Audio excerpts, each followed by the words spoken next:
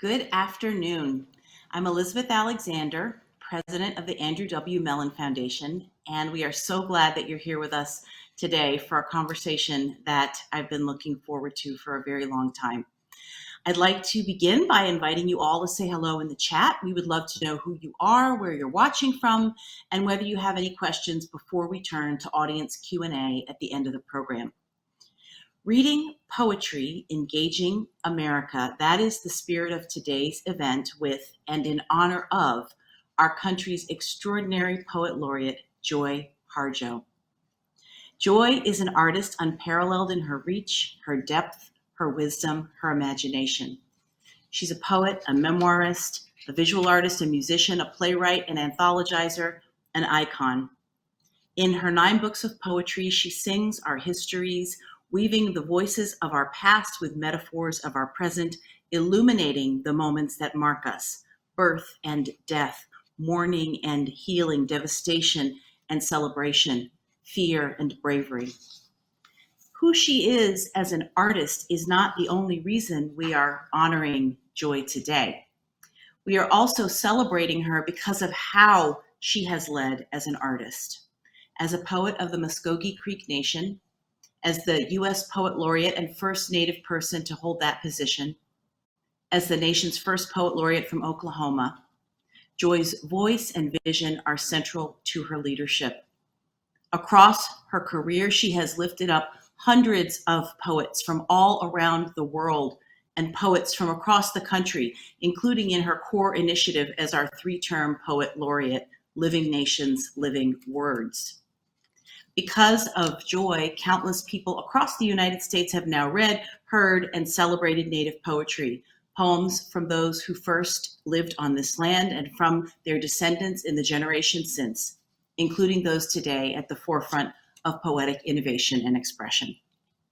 She has never stopped engaging us in her luminosity with new poems, new perspectives, and possibilities about what poetry can and must do, and has made the light of poetry shine ever brighter. I think of when I first encountered Joy's work with her first book. She had some horses. It was, maybe we'll talk about this later, sitting on the floor in Lamas Feminist Bookstore in Washington, D.C., and coming across this book and reading from beginning to end, and hours later thinking about lines like this in I Give You Back. I release you, my beautiful and terrible fear. I release you. You were my beloved and hated twin, but now I don't know you as myself. You are not my blood anymore. And reading these words, I am not afraid to be angry.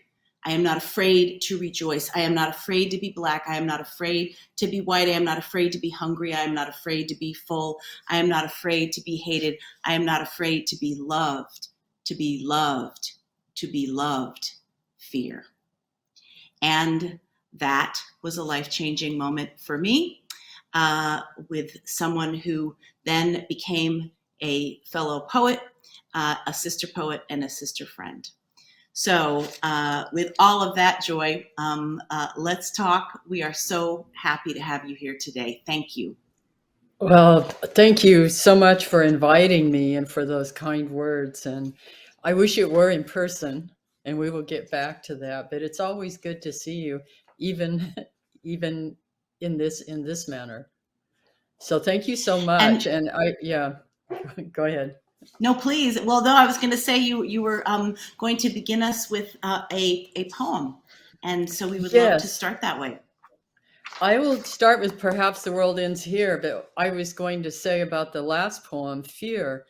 That poem would not have been written without Audre Lorde's Litany for Survival. It's very much, you can hear the echo of her, and I consider her what I call a poetry ancestor. So anyway, so the kitchen table, this is called Perhaps the World Ends Here. And this some poems travel, and this one travels frequently and winds up at kitchen tables and different kinds of events without me, and with me. Anyway, this is Perhaps the World Ends Here. The world begins at a kitchen table. No matter what, we must eat to live. The gifts of earth are brought and prepared, set on the table. So it has been since creation, and it will go on. We chase chickens or dogs away from it. Babies teethe at the corners. They scrape their knees under it. It is here that children are given instructions on what it means to be human. We make men at it. We make women. At this table, we gossip, recall enemies and the ghosts of lovers. Our dreams drink coffee with us, put their arms around our children. They laugh with us at our poor, falling down selves, and as we put ourselves back together once again at the kitchen table. This table has been a house in the rain, an umbrella in the sun. Wars have begun and ended at this table. It is a place to hide in the shadow of terror, a place to celebrate the terrible victory. We have given birth on this table and have prepared our parents for burial here. At this table, we sing with joy, with sorrow. We pray of suffering and remorse. We give thanks. Perhaps the world will end at the kitchen table while we are laughing and crying, eating of the last sweet bite. Thank you so much. And that poem has traveled to the Mellon Foundation. It's a poem that I've shared on multiple occasions because it says so much. Thank you. Wanted to start asking you about language and about an early experience from your childhood of how you encountered language. What I remember is repetition of sounds and taking sounds into my mouth and sitting for hours just watching the light of them and watching the shape of them and listening. But I often did that. My mother wrote songs, and so often I connected language with music, always with some kind of rhythmic backing going on. There was a lot of singing in our house in those early years, and my musicians coming to our house, a lot of country swing. Some of the country swing greats came and visited, and but also, I remember the first poem, probably, I mean, I can't say absolutely for sure, and if I were writing a memoir, I would have to say that, but is that it was my mother also reciting um, Little Lamb, the Little Lamb Mm, poem, "Who loves you, dost thou know, hmm. who made thee," that Who made that the? William Mm-hmm, Blake, yes, William Blake, that mm-hmm, William Blake poem. And then the other place was when I started reading, I could not stop. I remember I mm, paid attention, and once I got the code, it was kind of like a code or a shape. I read everything that I mm. could get my hands on. And I read through all the first grade, second grade books, and I kept going. And what about then making language or making with language? How did you come to think that that's what you were trying to do? That was a much longer road. I didn't know poets. I felt like I knew Emily Dickinson, and she was from another time. Still her voice lived and spoke, but we didn't have poets in our neighborhood. We had attention to language, a lot of attention to language, but it wasn't really. It surprised me. I was on track to become a painter like my Aunt Lois, whose painting is right up over over me, and Mm-hmm. my grandmother Naomi Harjo, because one, I liked going into it was like encountering words with shapes and color. I liked Mm-hmm. going into that kind of space that did not need words, because words to me were I felt handicapped actually when it came to words or speaking. Mm. And I think part of it had to do with, and it's what happens to me in music sometimes. I hear it's like I want to speak what I hear, and I can never get it quite precise. I can, Mm-hmm. I Mm-hmm. never get it quite precise, and I think that was part of it. But it wasn't until I was at the University of New Mexico, BFA in art, studio art major, and was part of Native rights movements. And it was the first time I met Native poets. I met, there was Jim Welch, Simon Ortiz, Leslie Marmon Silko. I knew her poetry before her short stories. And I Mm-hmm. was there. Ishmael Reed came, Leslie came and taught for a little bit. And Ishmael Reed, who was very much at the forefront of this whole multicultural literary, we're also American writers. That includes us. So I came, I lifted my head up and opened my ears, and it was right around that time, and I started writing. I just started writing. The first stuff wasn't great, but poetry took over, and it surprised me because my life had been art. It had been drawing. I had been working towards that, and when poetry came, and I don't know exactly how, except I started listening to poetry. I heard Galway Canal read The Bear, and that was, Mm. you can Oh, look at, wow. probably the theme of my poetry is transformation, and that poem is Mm. like the transformation. It's brilliant, that brilliant transformative poem of transformation. But I came to poetry as a way to speak what I was seeing and involved in as a young Native woman and as an activist, as part of the Kiva Club at the University of New Mexico. And I listened to what people said, how they said things. My teachers then, creative writing teachers, would say, use your natural, what are your natural rhythms? What is, your voice? How does your Mm. voice fit?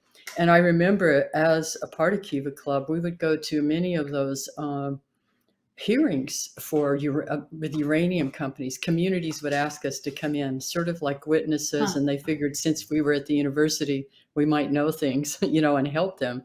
Mm-mm. And we heard testimonies of people talking to coal companies, and they were so eloquent.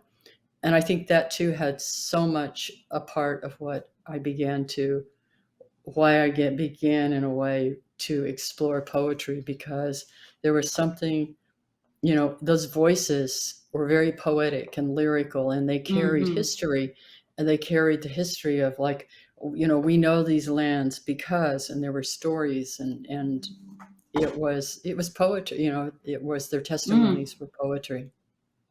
Mm, mm, mm. I'm thinking to so many things you just said, but the overall topic of your poetry might be transformation. Can you say more Mhm. about that?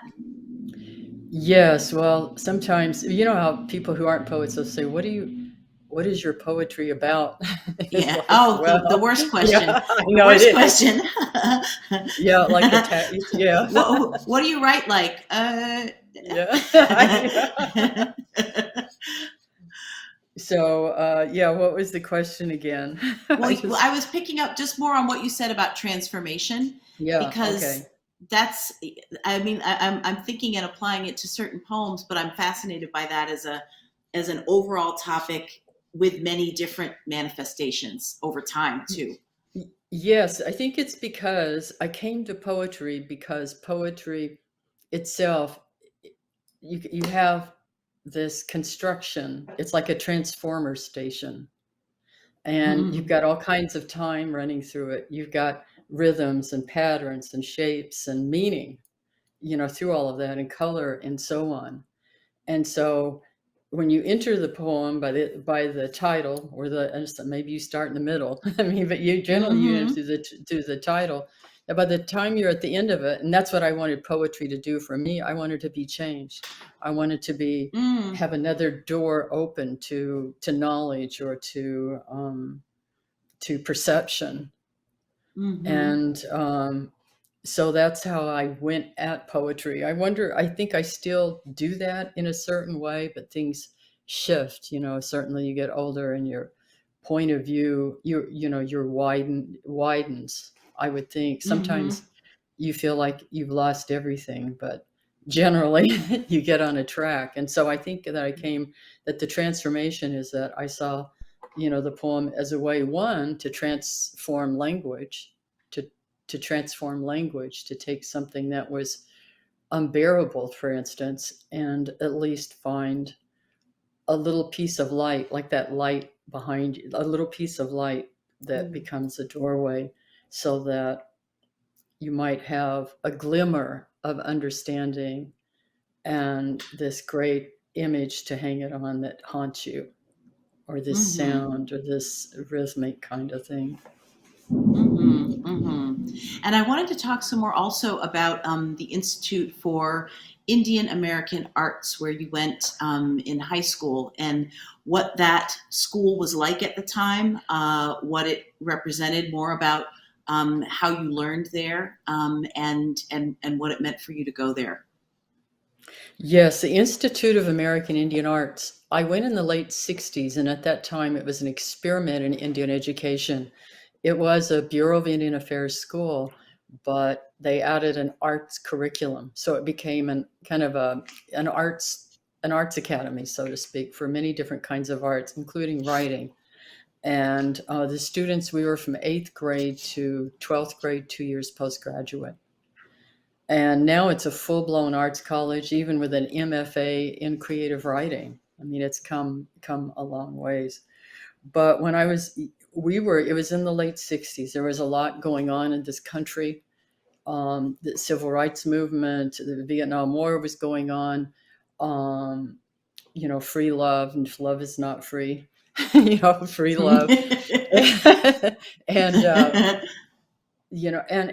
this kind of, I don't know if it's an awakening. We always knew we were, tribal nations, but what was so cool was to be at that age, that age where you're emerging into your adult self, and you're with artists, and not only all artists, but they're all native from all over. Mm. So it became quite it was amazing, because we would get into these discussions and talk about, what does art mean in terms of like a Muscogee, or, we had tribal people all over, and the stories, there were images, and even at the same time as we were dealing with all kinds of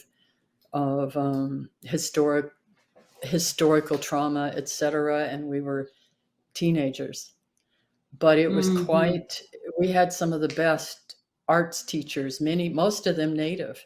And it was the first time many of Mm-hmm. us ever had native teachers. They assigned,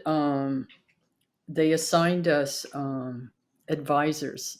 And my advisor was Lewis Ballard, who used to work with he composed once, I think, for Maria Tallchief, Elisa's Oh, mother. wow. And yes, and Mm-hmm. he was a classically trained musician and composer. And Mm. he remained my mentor my whole life, and loved it when I got Wow. into music. But I didn't take creative writing there, but writing and poetry was very present. And as I was writing Poet Warrior, I realized that we were, all of us, almost all of us, were within a generation of virality. And so, Mm. and I've noticed with people born within oral cultures or close to them like that, there is a greater appreciation for language and the power of words and the power of sound to transform. Mm-hmm. Wow. And then, when you think about the history that any of us is born into, and you mentioned that multiculturalism per se, right? Yeah. And I think often about the gift for myself about coming of age in a multicultural feminism. Hmm. That meant that if you came out of your own people's experience, that as feminists, the intersectional imperative was to understand how we were connected to each other, and to really, really, really learn from each other. Hmm. Can you talk some more about that multiculturalism and also coming into feminism? Yes, that was the University of New Mexico. I was working at the Native Student Center, and we had the Kiva Club going on, and there was also feminism was coming about. And so that certainly, I had stories. My mother, I had watched, and then as a young woman, we were all experiencing, uh, not being able to, the inequities. And so all of that was, and then multiculturalism. So I came up out of that. I'm just trying to find a way to hang on or to move into this. I bet I recall, I think Wilma Mankiller, Mm-hmm. she was the principal chief of the Cherokee and so on. I started looking towards her. She found a kind of, I was thinking, a native feminism, or sort of more of Mm-hmm. embracing, because I think our cultures were innately, many of them, before, how do I say it? Before the Puritans. I don't know, we're innate feminist. It's like in Mm-hmm. that poem where it says, washing my mother's body. My favorite part of that is when my husband comes in. Well, we treated our women like queens, in our traditional way. Mm-hmm. That's how women are treated. The stove is a power place. It's another Mm-hmm. transformation station. It's fire. You're like a Yes. fire. You're a fire, like a fire goddess, and you're, what you make or what you do there has has an effect on how everyone comes up. Whoever's Mm-hmm. cooking, male or female, it's, Mm-hmm. but it Mm-hmm. changes. If you look at it as feminine, culturally differently, it shifts. So, as a native woman and coming up at that time, and I didn't always have the language or the words to try to, I was thinking about these things, but I didn't always write directly about them. Yep. How do Yep. I was Yep. supportive and I was part of it, but I was there and part of it, but then you're always saying, okay, well, where are the native women? Or where Mm-hmm. are where are non-white women? And, we Mm-hmm. all went through all of that. But Yes. Yes. it was a major force. It was a major force field that shifted. Although at this point, as we watch these uh, bizarre laws going down in this part of the country, it makes you wonder sometimes if anything changed at all. And yet, Mm-hmm. I watch my children, the grandchildren, and I think, well, sometimes monumental change, is just like monumental stone. It takes it takes a while. It's not the changes aren't always clear, absolutely clear and perceptible. Mm-hmm. Mm-hmm. And when you talk about folks like Leslie Marmon Silko or Ishmael Reed, I'm glad to be reminded of their starting with poetry and Hmm. moving into novels. Yes. I mean, Ishmael Reed's a great poet, and there are a lot of others that we could put in that list. Hmm. But you stayed with the poems, and so I wonder both. I think it was a time when the novel seemed to be the way to reach more people, but actually over time, I think it's the poem that lasts. Hmm. Um, and so I would love to hear more about holding on to the poem, holding on to being a poet, holding on to making poems over time. Oh yeah, that's kind of, I know, yeah, over time, because everybody has, it's like every relationship that, there's times. People think things are supposed to last forever. They don't necessarily. Some things last for a long time. Some have an intense short period. And I think it's the same way with a relationship with poetry. I have a great Hmm. respect for poetry, and I say that like it's like a person or entity. And my relationship with my particular poetry, I wouldn't say it's not gift, but that poetry, and it's not really an entity. It's that kind of energy that kind of took hold. And so over time, my relationship with it has changed. I think I at first I questioned it, and then I realized if I followed it and listened, it would show me all kinds of things. It still does. I'll be riding Mm, along, and hmm. sometimes you're slogging and nothing's coming, and then you have to keep faith. You have to hold faith, and you keep going, and then you're riding along, and then it's like when I was writing my memoir. The one line I remember is like I'm riding along, and then here's the poetry spirit. Yes, I'm writing prose, but poetry is still there. If I play saxophone, it's poetry, for me. It's still your patterning and rhythms and all of that. And Mm-hmm. I'm writing along, and the line comes, even the monster has a story. And I thought, Mm. whoa, I had to sit with that. And I thought, thank you, poetry, uh, spirit, poetry, guardian. Maybe it's guardian, because I have certainly there's been times where I've taken for granted. There's been times when I said, this is too hard.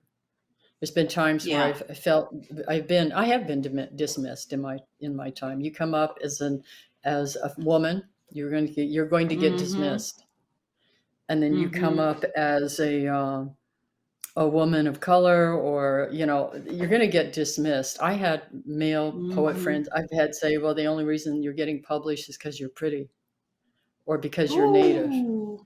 Yes, I've Ooh. had friends of mine tell me people don't like people who are smarter than them, and so on. But in the end, and I've been turned down for things, and and Mm-hmm. sometimes I know the politics, and sometimes it's just not. It's just what is. But you cannot. Yep. I've learned, that the poetry spirits, it'll stand there with its arms like this, saying, "Okay, you know, why are you doing this?" And that's what you have to stop and Mm-hmm. question, and why. Mm-hmm. And there's been times I remember when I moved to Hawaii, and for a while, my language and words are so much here in, New Mm-hmm. Mexico, where I started, especially New Mexico, and then Oklahoma, and then here I am. And for a while, I could not find my footing, so to speak, with Mm-hmm. poetry, even though I was Mm-hmm. being fed, because the poetry spirit needs to be fed. It was being fed with Mm-hmm. water, and going out in the canoes, and going out into the deep, and all of that. Mm-hmm. And but yeah, and that's the other thing I've learned, that this poetry spirit can get hungry. Sometimes you can wear them out. I Mm-hmm. don't think I've ever worn mine out. I don't. But but yeah, it's you need to. Sometimes you just need to stop, and sometimes you just need to stop and listen. Yes.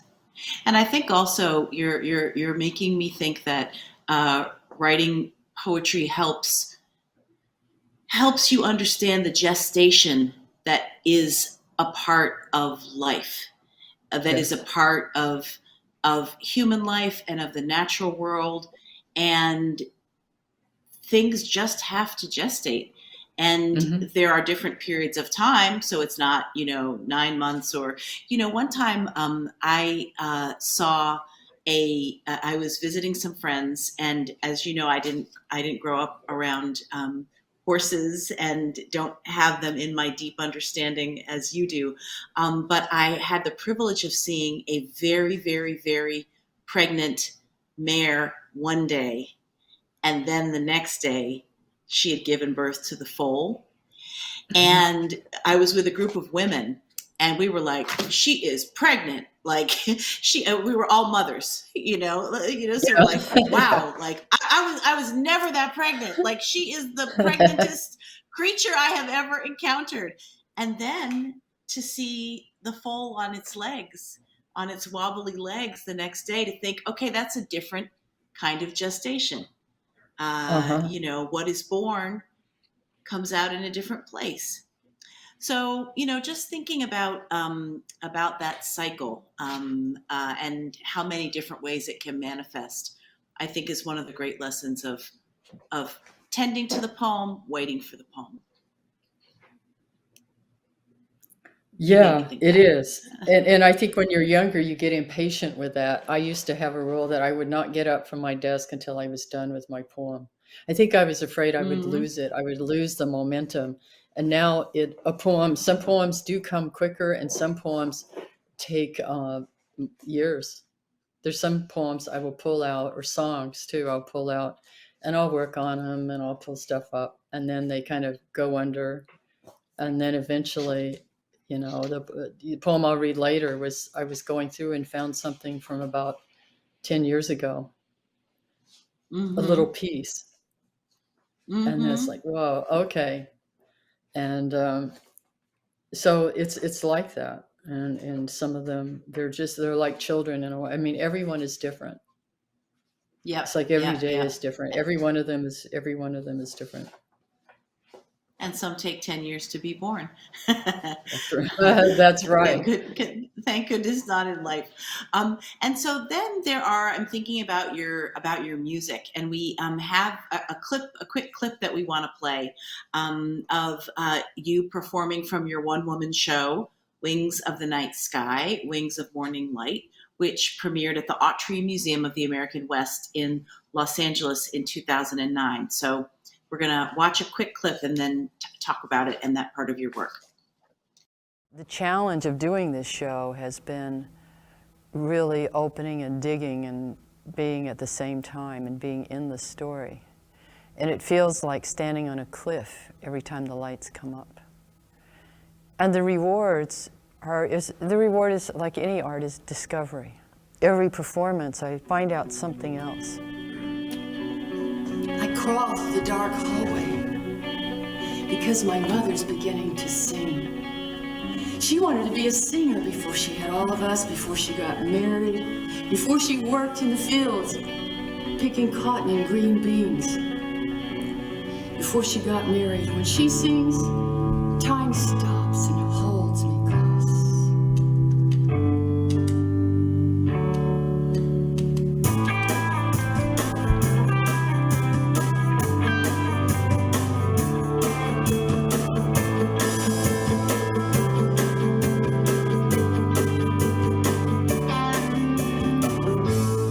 It was a long time ago on the dance floor.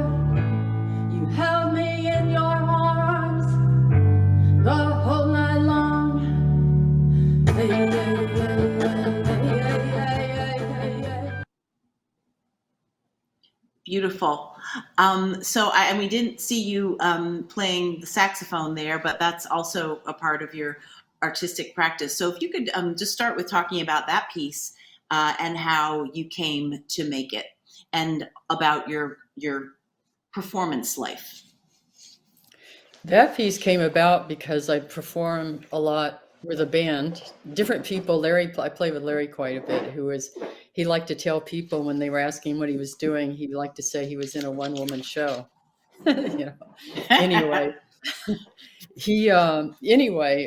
that piece came about because I was doing a lot of performances or music performances, and I would start telling stories about the pieces that were coming up. And I thought, why don't I just write a play? Why don't I just write something around the music? Which is what I did. And with that play, is I just wrote. I guess I did kind of write around the music, although I did write some music to go, with musical interludes and so on. And Larry was part of that process of the interludes. That's how that one came about. I'm at work on another play, a musical play called We Were There When Jazz Was Invented. And I'm in the middle of the book of it, but I keep writing. I've written some of the songs, and I'm in the thick of that. I've been trying to write on airplanes, but I don't know about that for that. I kind of need a bigger room, to work in for that. And maybe to move. I wonder. I was thinking as I was looking at you dancing, wondering about actually moving when you're making things. You talked about staying at the desk until the poem is finished, but I bet there's also moving when you're making sometimes. Oh yes, I can't sit still. I have a hard time sitting still, so I get up and I do put a lot of music on and dance and move around. So if I say that I sat all day working on the poem, well, no, I didn't actually sit all day, but I wouldn't venture too far away from it. I wouldn't go to sleep without thinking, that I had it done. The next day I might look at it and say, oh, well, I need to tweak this, or that this isn't. But what's important to it, I always read it out loud. Even the anthology, the big anthology, When the Light of the World Was Subdued, the editors and we sat and read that whole anthology aloud, the final draft of it. And I do that with my work too. I'll read everything aloud, and not just by myself, because you get into habits of hearing when you're by yourself. Yes, And so absolutely.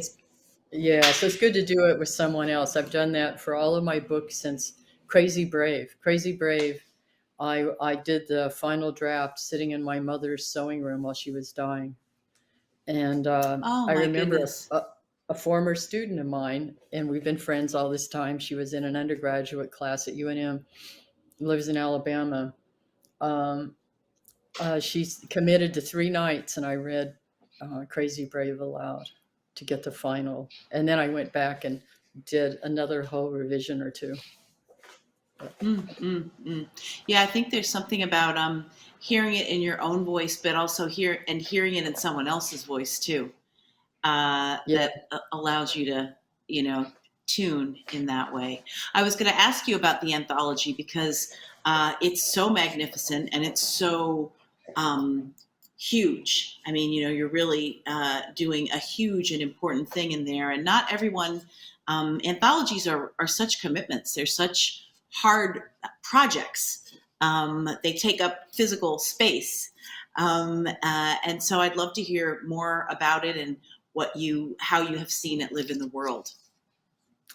Yes. When the light of the world was subdued, our songs came through the Norton Anthology. Yeah, and it was quite a trip because it was to be a comprehensive anthology of Native poetry. A Norton anthology. There really hadn't been one on Native poetry. And it was, at first, I'd had that idea for a long time, but it takes a lot of people power. And then one day I was looking around at my students at the University of Tennessee in Knoxville, and I thought, And then I got permission to teach some classes in like how to put together a Norton anthology, Native poetry. And Mm-hmm. so we wound up studying at the same time, and then I decided to put the anthology into geographical sections to divide it that way. And then I pulled together a team of the experts were all Native poets. Because I remember those early years, those early multicultural gatherings like at MLA, and yeah, and I remember Yes. being at MLA, and they would have the African American poets and writers and scholars Yes. who were African American. Everybody else had Uh-huh. people of their own culture, and the natives, we had all non-native. Our Mm. experts were all non-native. Mm-hmm. It's changed, it's shifted, but Yeah. it struck me then. And so that was real important to me that our experts, our scholars, were all Native poets. And so what was really Mm-hmm. cool is, as we were reading, we did a lot of reading and so on, that the students, we'd have Skype. This was BZ before Zoom. And we would Mm-hmm. have Skype meetings with like the Native poets who were involved, say with editing the Northeast Midwest. And so it was great for, I like that way of putting together the anthology. The difficulty and the challenge, which is still there, is how, if we have over 570 something tribal nations, in the book, first we had 300-page limit, and then we got it up to 400. But how do you make a comprehensive anthology of Native poetry with those strict parameters? So Mm-hmm. that part was extremely challenging, because of course there are Mm-hmm. poems and poets who would fit and who should be part of it.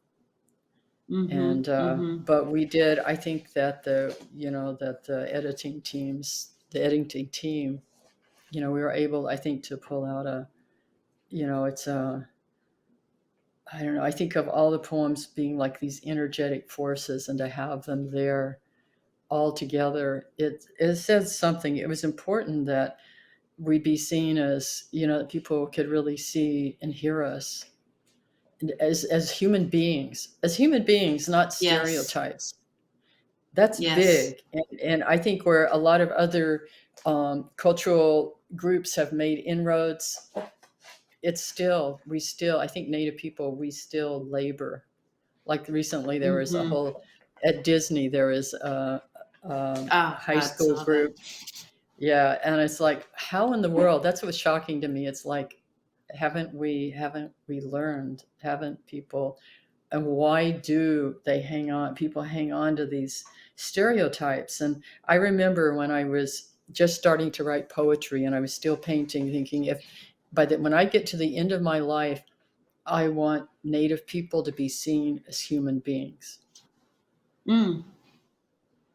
And I think that's been one of the best things about the poet laureate position, because it's gone a long way for people to see that, oh, yeah, there are poets. There's a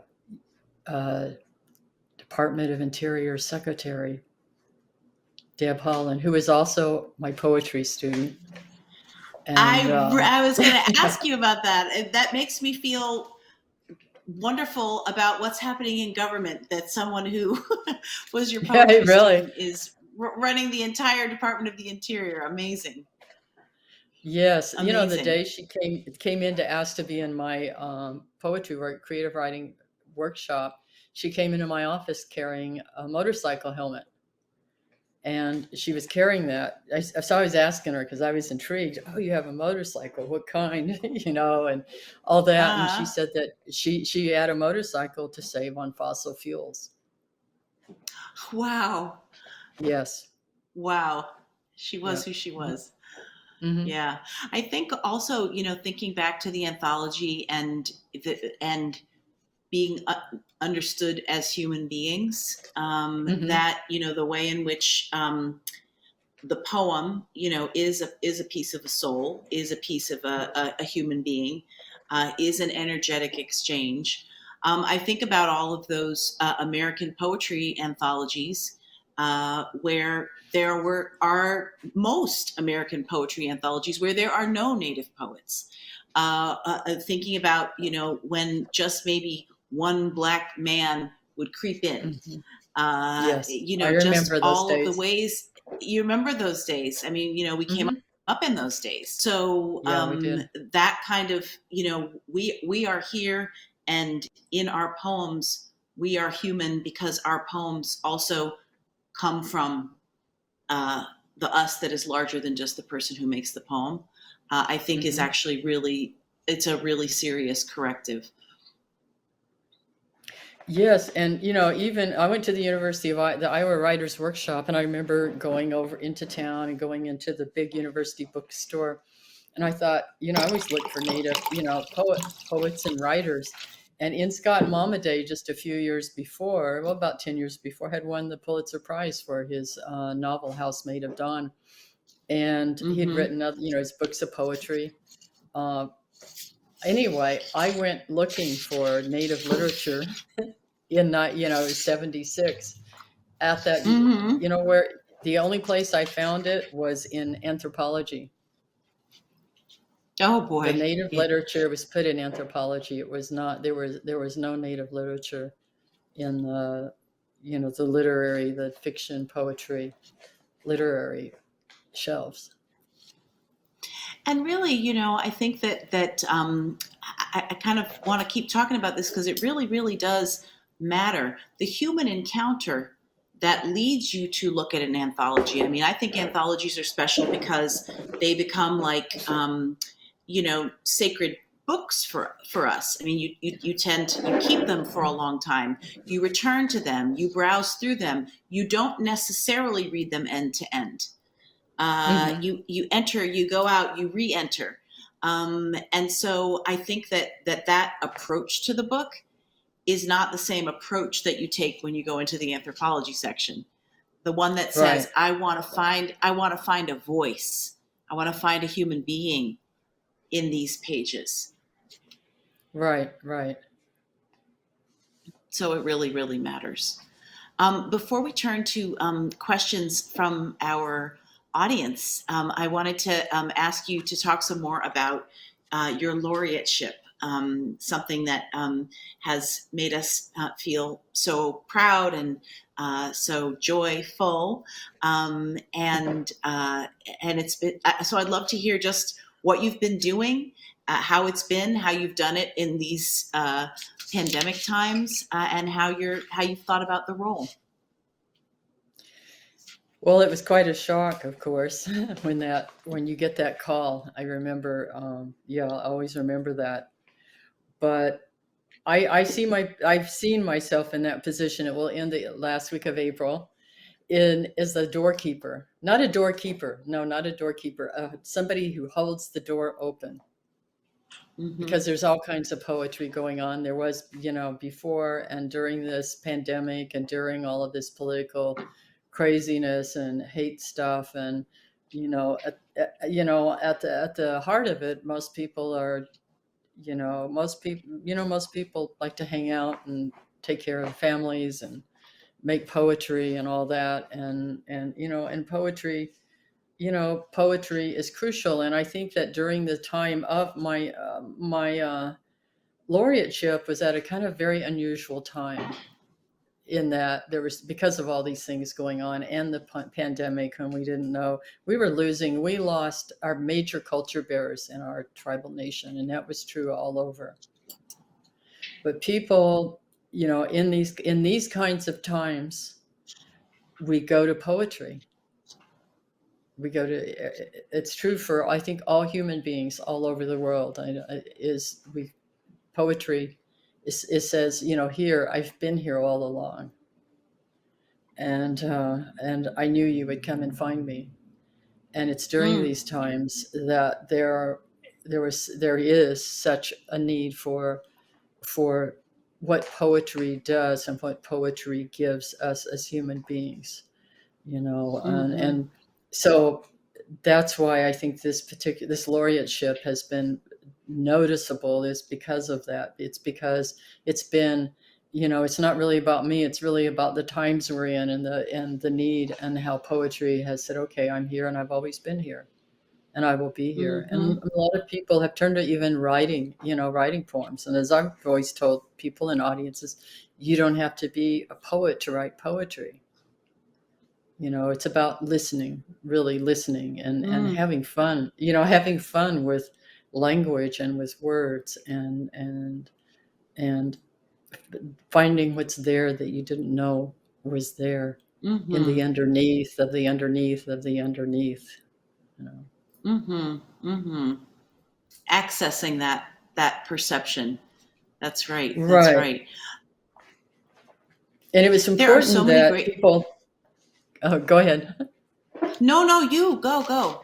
It was important that people knew that I wasn't the only Native poet, and that's why I did the Library of Congress, the project Living Nations, Living Words, but I wanted it to be so much bigger. I got excited and said, let's put all Native poets. Of course, it takes a lot of staff and a lot of staff time. I wanted all the Native poets from time immemorial. Then I wanted all the poets, because it's like, we all are part of this. You and I, we grew up in a generation, a community. We all know each other, and that, and there's connections. Yes. We're all connected to Phyllis Wheatley, and we're all connected to Walt Whitman, and we're connected with each other. There's a relationship. Even if we were in opposition, so to speak, it was still, that's part of the dynamic and energetics of the American poetry world. So that was the map I wanted was to show the roots, the Native poets, and then to show all of these interconnections, like Sandra Cisneros, who I went to Iowa with, and Rita was there too, Rita Dove, and so on. I wanted to be able to show all of that. So maybe at some point we'll have that kind of map. Actually, to that little poetry lore, you three were in the same class at Iowa, right? Rita was the year before. She came in a year ahead, and then I was with Sandra, and I came in that same fall together, and we both thought of quitting that same after a week or two in the writing workshop. Yeah, what was that like? Because certainly it's not a place known as for being particularly welcoming to women of color in our traditions. Yes, and I think I've heard people say that it's changed, but what was difficult is if you my work does not necessarily, I'm, familiar with Greek, Roman myths, etc., with literature, but Mhm. I didn't necessarily reference those in my work. I felt it Yeah. was important, as I had learned in all of our discussions at Indian art school, Hmm. about these, and that's what I wanted to hold up.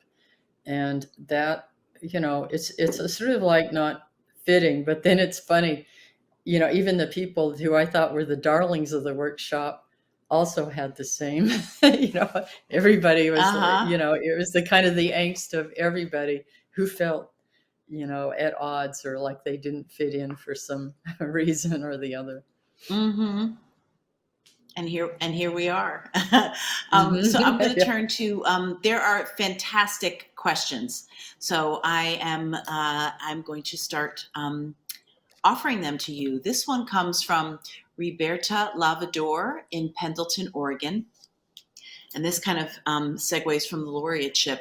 Can you speak to the importance of poetry in public art and how we can get powerful words in front of those who may not seek poetry out? Well, that's a good question. And it makes me want to ask her. It sounds to me like, because immediately I'm thinking about poetry and public art, and then immediately first thing I think of is those posters on the buses and the subways with poetry. But I'm also Mm-hmm. thinking about poetry with art, you know, as not like it cracks, not. I'm thinking of something else. So I'm not sure that I can approach that correctly, except I'm not sure that I have the best answer. Mm-hmm. Mm-hmm. I really the poetry on the buses and kiosks and Yeah. literally encountering words like that, I think is such a simple genius thing that doesn't even have to cost a lot of money. If you think about all of the time that people spend waiting and getting to and fro, and that, as we all know, when we encounter a poem on the subway, you could spend a long time with it. I mean, if that's what there is to read in front of you, you read it again and Hmm. again and again, which I think is actually um, that kind of opportunity doesn't come along very often. So I think it's very well suited to poetry. Right, and it shifts your perspective in a way, it's been my experience because I've gotten to be where those, to see poems in places like that you don't expect. It can be startling, but it can shift you're exhausted and you're on the, you're on the bus or something, and there it is, and it's like, a shaft of light. I would like to see poetry on, Mm-hmm. on a billboard or, on a little sign on the highway where you're going along and you don't Mm-hmm. expect it. And there's, I think, and I think people have done those kinds of things, but it does cause a Mm-hmm. shift. Yeah. This question comes from Tammy Tiger in Las Vegas, Nevada. And she asks, are there any Muskogee stories of spring that inspire your poetry or that you might share with us? Which I think is a lovely question for the first day of spring. It is. And I wonder, I know of rabbit stories, and then I've made some of my own rabbit stories. Rabbit is trickster. And if I think of Mm, spring, I don't know any that particularly have to do with spring, except usually it's during the spring that it's kind of like things are opened, even ceremonially. It's kind of a time of opening because everyone is coming out from winter and into, you know, the birds. I don't they the whole world, the soundscape starts sounding different in spring. The birds speak differently. They're all getting mm-hmm. ready. Everybody's dating, or they're making nests, and they're, I don't Mm-hmm. know. I'm just listening this spring, and I could really hear it this spring about how they were shifting into another kind of urgent language, and there's all this Yes. courtship going on. And Mm, so I did write a poem called Redbird Love about that, about watching a bird family in this particular. I watched her parents or grandparents, and then here she was, and I watched her whole courtship take place outside oh, my window, and it's beautiful. It was really, it was a beautiful to watch that. But I don't have any particular stories about spring. Yeah, you just told one. Yeah, You just. that's true. Thank you for that question. This question comes from Robin Gravely in Henrico, Virginia. As a Muscogee poet, Robin Gravely says, I deeply relate to many of the experiences that you share in Poet Warrior.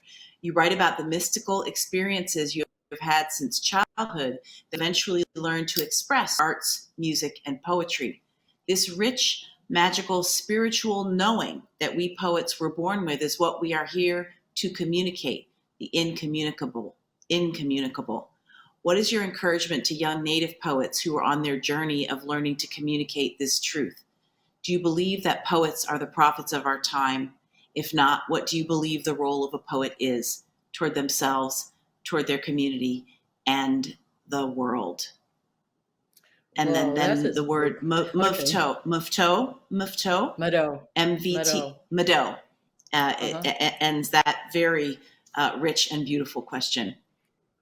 That is a very rich and beautiful question. And actually, I wrote years and years ago, and I was just starting out as a poet, and I was asked to write. Somebody said, "Can you write a poem to encourage young Native poets?"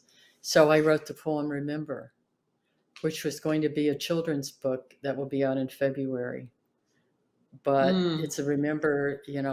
I wrote that to remember, basically to remember, remember the earth whose skin you are and all these colors of the earth, remember the wind, remember, all of that. I think for any writer, young Native poets, young poets, it's really, it's ultimately, it's about listening. People are so worried about finding their voice when their voice is right there. It's really about listening and practicing, and eventually it's like you were saying earlier, Elizabeth, about gestation. Sometimes the mm-hmm, voice comes and drags you away, like me. It was like the voice was there and I mm-hmm. have to honor it. I have tried not to write in my voice, and it, trying to be stylish, or be in the mode of the time, of the fashion, but it does not work. My voice is like, Yep. no, you will come back to me, because otherwise I'm not going to have anything to do with that. But it's important Mm-hmm. really to listen, and to know why you're doing it. It's not about, you're doing it because, often a poet or writer of any sort, an artist, is kind of the caretaker of the family's legacy, of the story of what will go forward. Every family Mm-hmm. has one, sometimes more than one, Mm-hmm. and we're the ones that keep history. History lives in our poetry. Our Mm-hmm. cultures live in our poetry. It might be in English, and or in, partly Muskogee or English or so on, but we're holding the spirit of the people in what we do. Mm-hmm. So yeah, it's important, is to keep going, and it's a practice. Mm-hmm. It's a I practice, love and and that every family has one. mhm. I think is really true. I've heard the poet David Murrah talk very powerfully about the poet as the inquisitive child in the family, the one who asks too many questions of the grown people. Yes, that's And true. I think that both literally and as metaphor, that is who the poet is for the larger community too. Yeah. Mhm. Here from Deborah Smith in Boise, Idaho. How can poetry help our fellow citizens to live in a more Whitmanesque notion of liberation, not mere liberty? So I feel like that distinction between liberation and liberty is so interesting. I would have to think about that one for a while, because I'm thinking about what's a Whitman-esque. What was that? A Whitman-esque liberation? And a Whitman-esque, the difference between a Whitman-esque vision of liberation as opposed to liberty. And I think that's the gist of the question, is like, we hear a lot about liberty, but kind of what is liberation, and how can poetry teach that or exemplify that or help people move toward that? well, I think poetry is innately does that. I mean, I don't know. I guess I've wondered about this. I don't. Where is that going to go? I'm sorry. This is a question I have to think about and write. And Think about it, and I I'll would ask need to you. write about it. Yeah, there are so many more, so we can come back to it. This from Tracy Morris, and poet and professor, Yes. Hi, as Tracy. a saxophonist, painter, and poet. Hi, Tracy. What's your relationship to the breath and the line in those three disciplines? Saxophonist, painter, and poet. That's a Tracy Morris question too. Yes, it is. Your relationship to breath and the line. It's all about rhythm. You ask any band, you ask any poet, it's all about rhythm, and what is rhythm? I mean, it certainly comes back to the music. But I think about that a lot. I think because I am a poet and I play saxophone, like I'll read some of especially the more I've played and the more I've improved, a lot of the lines, I feel like I'm improving, even though the line might be, I may have worked it over and it's, and revised. There's this kind of energy that goes with, it is in the poem, How to Write I notice it there in the poem, How to Write a Poem in a Time of War. Like, yeah, just a minute. There's a line that I always think when I read this, like, okay, soldiers crawl the city. I always think of myself playing horn. I start getting soldiers crawl the city, the river, the town, the village, the bedroom, our kitchen. They eat everything or burn it. They kill what they cannot take. They rape what they cannot kill. They take. Rumors fall like rain, like bombs, like mother and father tears swallowed for restless peace, like sunset slanting toward a moonless midnight, like a train blown free of its destination, like a seed fallen where there is no chance of treason. Every time I read that part, I always think, I can play that for you on saxophone. And breath has, that's both with poetry and with where even if you're writing on paper, it's still orality. You might write it down, but it is still, the roots are orality, and a saxophone connects right into, this is saxophone. To me, it's part of poetry. It's part of orality. Only I'm getting at it in a different way. And of course, breathing and breath is all part of it. There's a kind of rhythmic thing that goes on in certainly the construction of lines and breath. I've always seen the construction of lines connected to breath. This question comes from Linda Barkis. It just flipped down on my screen, and it was a great question, and it moved. Hold on, it's coming back. From San Antonio, Texas. And Linda Barkis asks, after so much heartache in recent years, racial, political, environmental, do you still have hope for the future? And do you believe poetry has a role to play? And I would couple that with another question that's come from several people about these last 2 years of pandemic, and how that has both affected your writing, but also on reflections on the role of poetry with the period we've just come through. Well, I think because of, I keep thinking of this poem. I was just at the Kent State. They have a wonderful poetry center there, the Wick Poetry Center. And they took me out to the poetry garden, and they have poems on these. I should have photographed this poem, and I'm going to get a copy of it. A second grader, this incredible poem.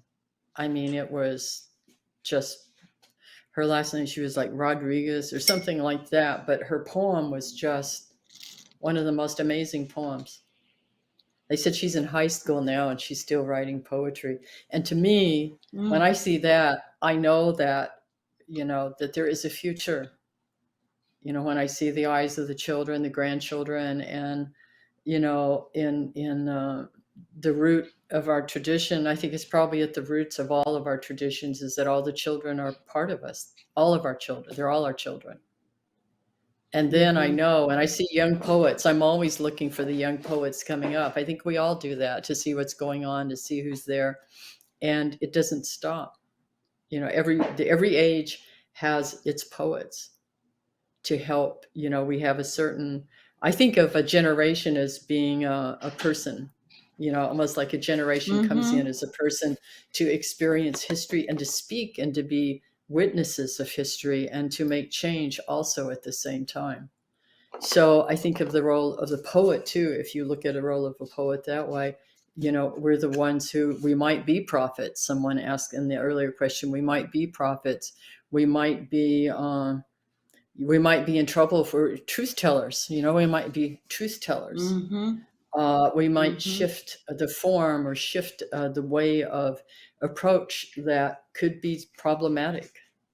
But when it might open something that allows in another whole way of thinking that refreshes the story field. So what was the rest of that question? There was, about. Well, I think about, that was, yeah. and that took us, that was just a beautiful meditation that took us right into the heart of the question. The last, there are many more, but the last one we have time for is for both of us, and it's from Alexis Pauline Gums. And it is, I have heard you both speak movingly on Audre Lorde's impact. Would love to hear anything you feel moved to thank her for today. I love that question. And I could start because I had just, and it's a couple things. One would be just straight up courage. Your silence will not protect you. That's one thing. A second thing would be you must name yourself. You cannot depend on others to name you kindly. You cannot depend on others to name you kindly. So I name the journeywoman pieces of myself. Woman, mother, New Yorker, librarian, queer, mother, all of those things. And that multiplicity of self is something that you can't allow people to flatten in you. I feel like I'm grateful for that every single day. From Audre Lorde. I second that. Yeah, her bravery. I think about, if you think about the times that we came up, and we weren't even in the textbooks, and here she is speaking, being brave as to her identity, as to her perceptions, and your silence will not protect you. I still carry that with me. It's right in here in this pocket. Because we were silenced. It goes back to that question of feminism. We were silenced. It wasn't always directly. That's right. It could be indirectly. Because I remember hearing, why are you dealing with these feminists? We need, our men need, we were seen as not supporting men, or not supporting the movement, or not supporting, not supporting Native rights. And it's like, this has everything to do with it. Yeah. So she was, so her bravery too. That's what really struck me. And that poem, her poem Litany for Survival, which at one point I had semi-memorized. I am not afraid. That's where that comes from. That fearless, I'm not afraid to be. That's Audre. That's Audre's teachings coming in there, and the willingness to. She was generous with her. She was generous. She would invite young writers in. She made a circle wherever she was, and I remember I was asking her about audience, and she said she always saw a circle of people sitting around a fire, and everyone, and when she would write, she would be sitting there in the fire, at Oh, night wow. when people tell those stories, and people have eaten Yes. together and are sitting down together as and you might have differences, and I like the way that she dealt with, we do have differences with each other, we have differences in our That's own right. circles, and she flat out addressed that. I can't recall the exact words, she said it more than once, is that okay, well, this is, that's, open them up, let's hear what you have. Yep. Beautiful. Well, we are at time, but with time for you to please close us with a poem. Okay, thank you so much, everyone, and Elizabeth, for all your tremendous vision and inspiration and your poetry throughout all these years. So thank you. Thank you. And Thank you. I'm going to read this poem without. This poem surprised me. I think it's important they do. I don't always know where I'm going. I don't know. I can't know where I'm going, or it doesn't compel me. But I had a brother-in-law pass from COVID. He was funny, and he was my husband's favorite adversary. They loved each other dearly. And he was big, and then he was gone. And I was trying to write a poem I was asked to write a poem. I was very honored. And I was looking around, and then I wrote this one, but I realized it was not, I was thinking about death. And, I'm closer. You get to my age, you're closer. So this became not the poem I wrote for him, but it was how I got into the poem. It's those questions of death and life. The world will keep trudging through time without us when we lift from the story contest to fly home. We will be as falling stars to those watching from the edge of grief and heartbreak. Maybe then we will see the design of the two-minded creature and know why half the world fights righteously for greedy masters, and the other half is nailing it all back together through the smoke of cooking fires, lovers' trysts, and endless human industry. Maybe then, beloved rascal, we will find each other again in the timeless weave of breathing. We will sit under the trees in the shadow of earth's sorrows, watch hyenas drink rain, and laugh. Thank you so much. Thank you, Joy. Thank you for this beautiful conversation. Thank you for you and all that you give us and have given us. Thank you so much. And thank you to everybody who listened today, and all of the wonderful questions and engagement, and for taking your time to come and be with us. We hope that you'll join us at our next event, our next virtual event, discussing Chinese American history on Thursday, May 19th, with more details to be announced soon. So please stay connected, follow us on social, join our email list, and until we see you next, care and love to all. Thank you.